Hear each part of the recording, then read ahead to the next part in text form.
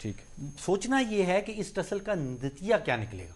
یہ انڈیا والے ماڈل میں جائیں گے ان کے حق میں نکلے گا یا خلاف نکلے گا، یہ بتا دیں آپ کی آبزرویشن کیا کہتی ہے؟ دیکھیے میری آبزرویشن یہ کہتی ہے کہ اگر یہ تصادم یا رشاکشی آگے بڑھتی چلی جائے گی تو ایک تیسری طاقت کی انوالومنٹ انیویٹیبل ہو جائے گی. یہ دیکھیں بڑی اہم بات کی ہے شیخ صاحب انہوں نے. دیکھیں اب کب تک لوگ کہتے ہیں کہ خاموشی رہے گی، اب تک تو ہم دیکھتے ہیں آرمی چیف بھی خاموش ہیں اور نہ ہی انہوں نے کہا ہے کہ جی مجھے دیا جائے، ایکسٹینشن دی جائے، نہ انہوں نے کوئی ایسی بات کہی ہے جس سے لگے کہ وہ ایکسٹینشن چاہتے ہیں. لیکن عام طور پہ لوگ ان کی طرف دیکھتے ضرور ہیں ان حالات میں کہ وہ کہتے ہیں سٹینڈ سٹل ہے، ہر چیز رک کے رہ گئی ہے، نہ انویسٹمنٹ ہے، نہ لوگوں کے کام ہو رہے ہیں، یا ہم کب تک اس سارے معاملے کو بھگتیں گے؟ دیکھیے احتسام صاحب، جہاں تک آپ یہ کہتے ہیں کہ سٹینڈ سٹل ہے، وہ تو ایک ملک کے پوری ہم نے جب حکومت سنبھالی تو وار اینڈ ٹیرر کا سامنا کرنا پڑا. یہ ریلیٹ کرتا ہے وار اینڈ ٹیرر سے. یہ بم بلاسٹ ہو رہے ہیں، دھماکے ہوتے ہیں فارن انویسٹر ان چیزوں پہ اس پہ نہیں آ. یہ ہے جو جنگ ہمارے سر پہ تھوپی جنرل پرویز مشرف نے، یہ تو اس کا نتیجہ ہے. رہ گئی آپ کی بات کہ جی اس کے اوپر تو ابھی تو آپ نے خود ہی کہا کہ یہ چلے تو صحیح نا.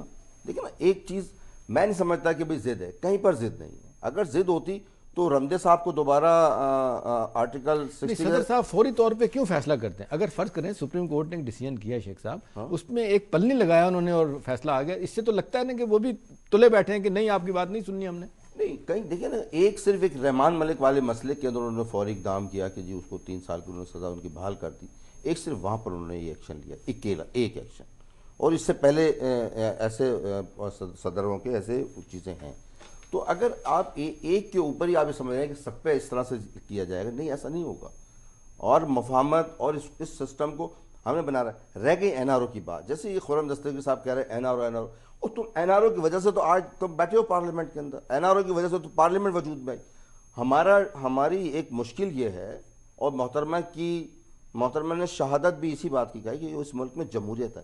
جمہوریت آنے کے لیے جناب اس وقت تو جنرل مشرف صاحب نواز شریف صاحب کو اترنے نہیں دیتے تھے، شہباز شریف کو اترنے نہیں دیتے. ناظرین این آر او کے بارے میں بہت ساری باتیں آپ روزانہ کی بنیاد پہ آپ سنتے ہوں گے، اور یہ بھی کہا جاتا ہے کہ این آر او اگر کھلے گا تو پھر آپ کو سعودی عرب کے شاہ جو ہیں کنگ ان کو بھی بلانا پڑے گا، یو اے ای کے صدر کو بھی بلانا پڑے گا، اور ٹونی بلیئر کو بھی، اور جارج بش کو بھی بلانا پڑے گا، جو سارے اس معاملے میں گارنٹر تھے. چھوٹا سا وقفہ لیتے ہیں، واپس آئیں گے خرم دستگیر سے پوچھیں گے کہ 25 تاریخ کو اب کیا ہونے جا رہا ہے جب بابر اعوان سپریم کورٹ میں پیش ہوں گے. ہمارے ساتھ رہیے.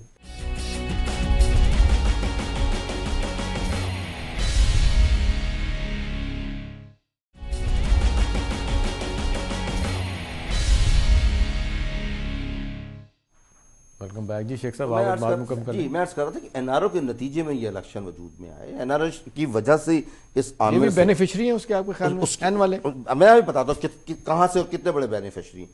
جب محترمہ شہید ہوتی ہیں، میں وہیں پر تھا اپنے لاڑکانہ میں گڑی خدا بخش میں، تو نواز شریف صاحب اور ان کے دوسرے پوری ٹیم سب لوگ آئے تھے، اور انہوں نے آ کے آصف علی زرداری صاحب سے درخواست کری کہ جی ہم نے الیکشن کا بائیکاٹ کیا، آپ بھی الیکشن کا بائیکاٹ کریں.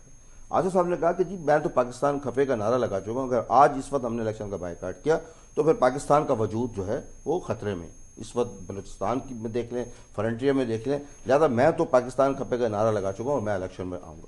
یہ میرے سامنے اگر یہ بات غلط ہو جائے تو جو سزا یہ دینا چاہیں.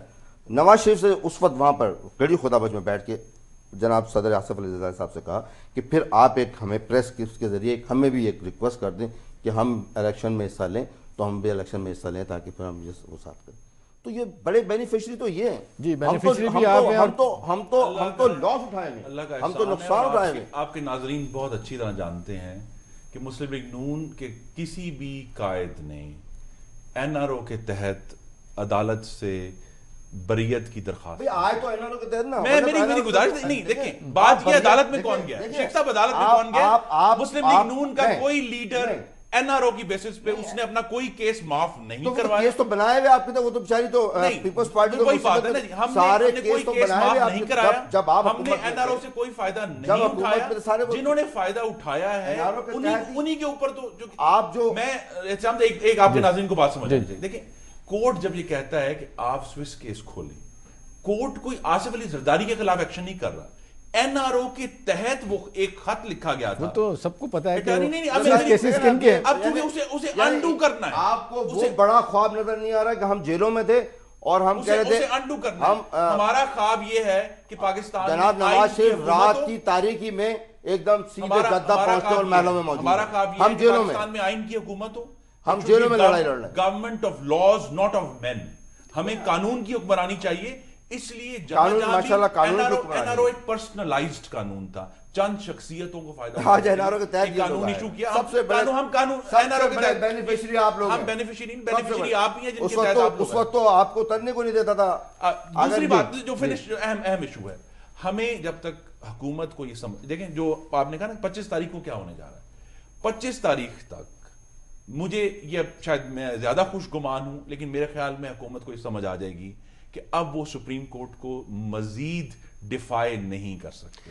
انہیں اس کو سامنے آنا پڑے گا، کیونکہ ایشو یہ ہے کہ یہ حکومت جو اپنے کسی بھی جو دیکھیں نا ان کی جو اراکین حکومت ہیں، عمائدین حکومت ہیں، ان کے اوپر اتنے بڑے بڑے ایشوز اٹھتے ہیں، لیکن حکومت جو ہے صرف چند لوگوں کو بچانے کے لیے، دیکھیں نا رحمان ملک کو، بابر اعوان کو بچانے کے لیے انہوں نے اپنی پوری پاکستان کی ایک جمہوری حکومت داؤ پر لگا دی. دونوں پولیٹیکل پارٹیز ہیں، پاکستان پیپلز پارٹی بھی اور پاکستان مسلم لیگ نواز بھی، ان کے پیورلی پولیٹیکل انٹرسٹ ہیں.